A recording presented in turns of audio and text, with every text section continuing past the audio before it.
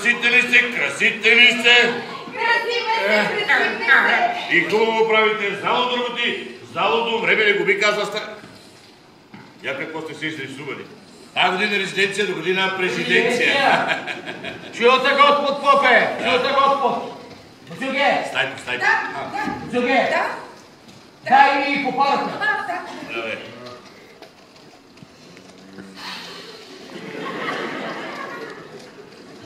Бива си ракията тази година, кметке. Да.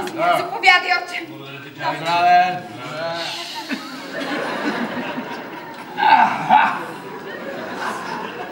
Направо се събудих. Бузюге! Да. Ай, пийните, ман. Не.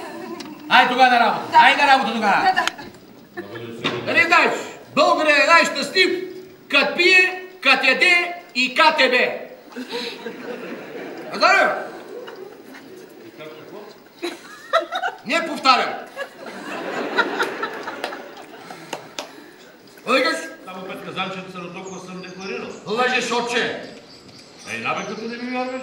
Значи в очи да ме гледаш, има виж кадърцеви. Като ми вярваш, няма се кълна! Не, Няма се кълна! Аз не ти носимите. Ти свърля най-малко 10 казана с ракия. Да. Ама лъжте като целия Божи свят. Аз да лъжа! Бож! Задни сините. Ето помени шарове. Къде бе? Къде белето на ни казах, там горе са вижда. Синя са белето на...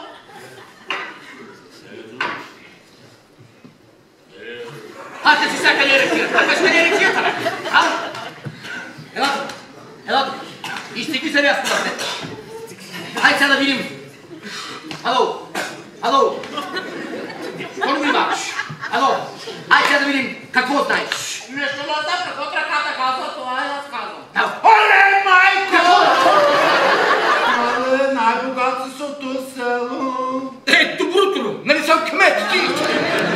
Гледам тук една къща, като палац направена.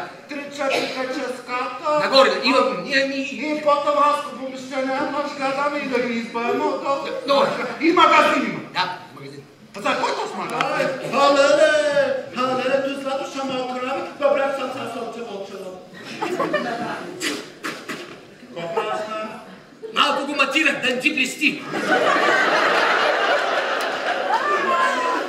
Е, сега като матира. Имец.